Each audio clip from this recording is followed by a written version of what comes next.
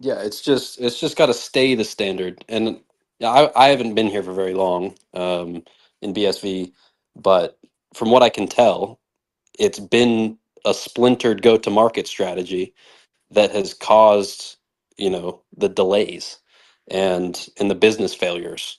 And we've been waiting for something to unify the site and move us forward so that we're not competing on the platform level, and we can allow Bitcoin to be the platform rather than living in Web 2 land like everyone seems to want to do. And so that's why Tai is so critical to this, and that's why, he said it himself. He's going to impose the standard, and he shouldn't have to. We should understand exactly why he's doing it, and we need to rally behind that, and we need to build and compete against each other to iterate on that, so that people have access to the best tools, so that we can each, drive and get our sector of the pie, our piece of the pie, then grow the pie. And that's what's gonna make this thing work long term, and allow Bitcoin to actually be the platform rather than applications locking people in the same way that Web 2 did. So BRC 100 is not a token standard proper like we're used to. It's more like a vendor um, oriented standard, correct? Could you explain a little bit more about exactly what it is? It's a neutral. It's a vendor neutral wallet to application interface.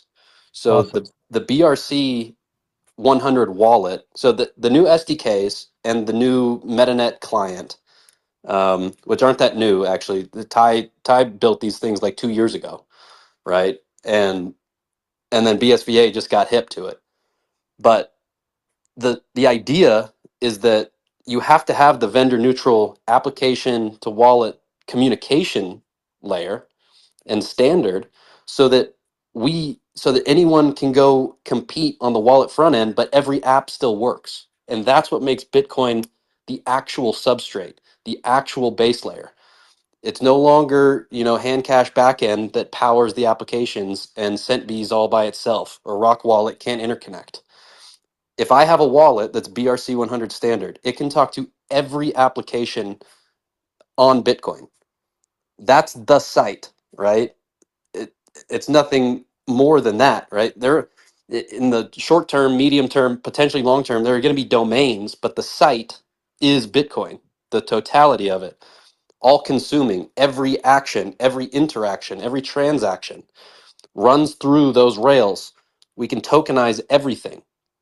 Everything is SPV built in already, right? We don't need indexers. Know what you have. You can verify what you need. Merkle proofs. This is how you scale it to a billion.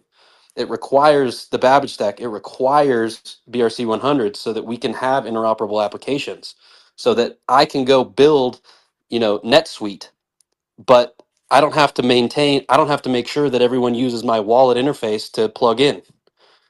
If JP Morgan builds a wallet, right, and Wells Fargo does too, they need to be able to communicate with every single app. And that's the way it's going to go, in my opinion. Um, it's going to be BRC 100 stablecoins, application layer for business. That's awesome, man. By far, everything that we do on these hackathons is around the Babbage stack, Yeah, 100%. yeah, that's great. And that's the other thing that I was hoping to talk to Roy about. He's building the Rust SDK. We need a Rust SDK. That's just the facts, right? No, I don't think that I don't think that anyone's disputing that more stacks is a good thing, right? But he's got to be on the program of BRC 100 and identity based, transactions and overlay systems. And that's not in his SDK build right now. So I'm going to need to talk to him about that, because that's what I need, right, to do what I want to do. And if he's already going that direction, he's got to be on that time. right? We don't want Money Button again. We don't want Money Button 2.0. That's why Ty built the Babbage stack, so that we don't have that. What But was wrong with Money Button? What was the problem? it was vendor lock-in.